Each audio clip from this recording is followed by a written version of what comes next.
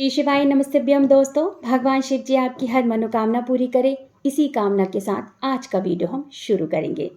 दोस्तों, सबसे पहले तो आने वाले जीवित पुत्रिका व्रत जितिया व्रत की सभी माताओं बहनों को मेरी तरफ से ढेर सारी शुभकामनाएं। 24 सितंबर दिन मंगलवार को नहाए खाए से जितिया व्रत का प्रारंभ होगा। 25 सितंबर दिन बुधवार को पूरे विधिवत तरीके से सभी माताएं बहनें अपने संतान के लिए निर्जला व्रत करेंगी और वहीं 26 सितंबर साल 2024 दिन गुरुवार को जितिया व्रत का पारण किया जाएगा।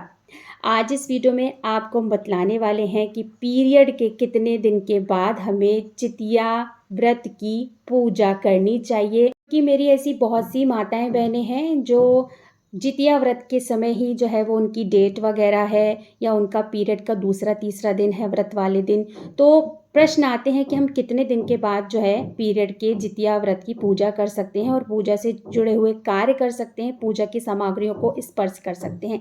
तो आज इस वीडियो में आपको यही संपूर्ण जानकारी देने वाली हूँ, तो वीडियो को पूरा ध्यान से अंत तक देखिएगा, सुनिएगा। दोस्तों, वीडियो पसंद आ जाए तो वीडियो को छोटा सा एक लाइक कर दीजिएगा और अपने ही चैनल को जरूर से सब्सक्राइब कर दीजिएगा। दोस्तों, मैंने अपने चैनल पर ऑलरेडी पहले से एक वीडियो डाल रखी है कि पीरियड में किस तरह से जो है वो व्रत रखें या नहीं रखें, पूजा कैसे करें। अगर आपने वो वीडियो नहीं देखा है तो चैनल पर विजिट करिएगा, नहीं तो आपको उस वीडियो का जो लिंक है वो डिस्क्रिप्शन बॉक्स में मैं दे दूंगी, आप उस वीडियो को देख सकते हैं, आपको बहुत ही ज़्यादा मदद मिलेगी। अब बात कर लेते हैं कि हमें पीरियड के कितने दिन के बाद जो है वो जितिया व्रत की पूजा करनी चाहिए। देखिए, रजस्वला अवस्था में स्त्री पूरी तरह से अशुद्धि की अवस्था में होती है। जब महिला पीरियड से गुजरती है, रजस्वला होती है, तो ना ही पूजा पाठ की जाती है और ना ही पूजा पाठ के जुड़े हुए कोई कार्य किए जाते हैं, क्योंकि ऐसा करना शास्त्रों में निषेध माना गया है। मेरी ऐसी बहुत सी माताएं बहनें होंगी जिनका पीरियड का पहला दिन होगा, दूसरा दिन होगा या पांचवा दिन होगा, तो उन माताओं बहनों को पूजा कैसे करनी है, कितने दिन के बाद हम पूजा कर सकते हैं। देखिए, अगर आपका जीवित पुत्रिका व्रत वाले दिन पहला दिन है, दूसरा दिन है, तीसरा दिन है या चौथा या पांचवा दिन है, तो आपको पूजा बिल्कुल भी नहीं करनी है। क्योंकि दोस्तों देखिए, हम जब तक शुद्धिकरण की अवस्था में नहीं आ जाते हैं, हमारा मासिक धर्म पूरी तरह से समाप्त नहीं हो जाता है। इस बात का अगर हमको अंदेशा नहीं होता है जब तक कि हमारा मासिक धर्म पूरी तरह से चला गया है, तो हमें पूजा पाठ में बिल्कुल नहीं बैठना चाहिए, ना ही पूजा पाठ करनी चाहिए और ना ही पूजा पाठ की चीज़ों को स्पर्श करना चाहिए। कुल मिलाकर मेरा ये कहना है कि जब आप पूरी तरह से इस बात से ज्ञात हो जाए आपको कि आपका मासिक धर्म चला गया है, तभी आप जो है वो जितिया की पूजा करें। क्योंकि देखिए, इस व्रत में तो बिल्कुल माफ़ी नहीं है और बहुत ही खर माना गया है, बहुत ही बड़ा व्रत होता है और बहुत ही विधि विधान से इस व्रत को किया जाता है।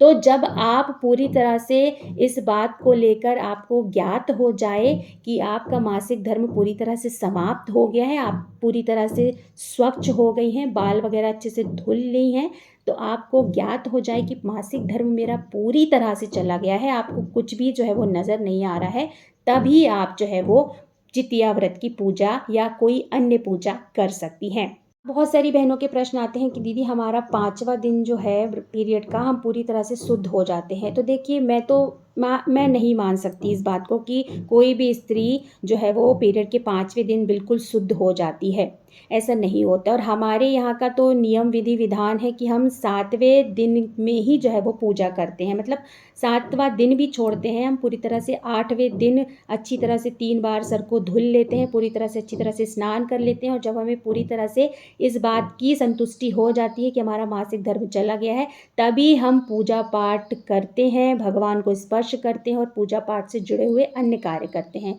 तो दूसरे तीसरे पांचवें छठवें दिन की तो बात छोड़ ही दीजिए। अगर हाँ, छठवें दिन आप पूरी तरह से स्वच्छ हो गई हैं, शुद्ध हो गई हैं, 2 से 3 बार बाल धुल ली हैं, तो आप 7वें दिन जो है वो पूजा कर सकती हैं। लेकिन आपको इस बात का ध्यान होना चाहिए कि आपका मासिक धर्म पूरी तरह से चला गया है।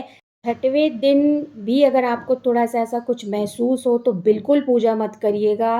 और इस बात का आपको थोड़ा-सा ये रहेगा कि हम पूजा नहीं कर पा रहे हैं, लेकिन देखिए संतान से बढ़कर, पूजा व्रत से बढ़कर, भगवान से, ईश्वर से बढ़कर कुछ नहीं है। तो देखिए बहुत ज़्यादा उत्सुकता मत दिखाइएगा। अगर आपको ऐसा लगे कि आप छठवें दिन पूरी तरह से शुद्ध हो गई हैं, 2 से 3 बार आपने सर धुल लिया है, आपने अच्छी तरह से स्नान कर लिया है, तो ही आप छठवें दिन या 7वें दिन पूजा करिएगा। मेरी तरफ से अगर माने तो कुल मिलाकर जो है वो 7 दिन के बाद ही जो है वो पूजा पाठ करें, और पूजा पाठ से जुड़े हुए कोई भी कार्य करें और पूजा पाठ की चीज़ों को स्पर्श करें।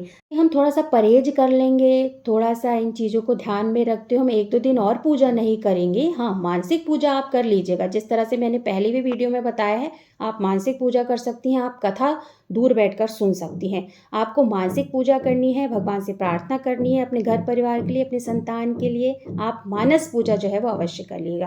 लेकिन देखिए मेरा कहने का मतलब ये है कि हम जानबूझ के ऐसी बड़ी गलती क्यों करें, क्योंकि मासिक धर्म का हिंदू शास्त्र में बहुत ही ज़्यादा महत्व बताया गया है कि इस समय जो है वो स्त्री कोई भी जो है वो पूजा पाठ से जुड़े हुए कार्य नहीं करती और ना ही पूजा पाठ करती है। तो हम 1-2 दिन और एक्स्ट्रा पूजा नहीं करेंगे तो क्या ही चला जाएगा। हम मानसिक पूजा तो कर रहे हैं ना, तो विशेष ध्यान रखिएगा। यहाँ दूसरे, तीसरे, चौथे, 5वें दिन का तो कोई सवाल ही नहीं उठता है। हाँ, लेकिन ऐसी मेरी बहुत सी माताएँ बहनें हैं कि जिनका छठवें दिन पूरी तरह से वो शुद्ध हो जाती हैं, उनका मासिक धर्म चला जाता है, तो वे 7वें दिन जो है वो पूजा कर सकती हैं। 2 से 3 बार बाल धुल लें आप अच्छी तरह से, स्नान कर लें और फिर पूजा पाठ कर लें। लेकिन तीसरे, चौथे, 5वें दिन का तो कोई सवाल नहीं उठता है। तो यहाँ पर मैंने आपको संपूर्ण जानकारी दे दी है कि पीरियड के कितने दिन के बाद आप जितिया की पूजा कर सकते हैं दोस्तों। आशा करती हूँ आपको ये वीडियो पसंद आया होगा। वीडियो अगर पसंद आया तो वीडियो को छोटा-सा एक लाइक कर दीजिएगा, क्योंकि आपका एक छोटा-सा लाइक हमें प्रेरित करता है और भी अच्छे-अच्छे नए-नए वीडियो बनाने के लिए। बहुत जल्द मिलते हैं दोस्तों एक नई वीडियो के साथ, एक नई जानकारी के साथ। तब तक के लिए श्री शिवाय नमस्तुभ्यम। धन्यवाद दोस्तों।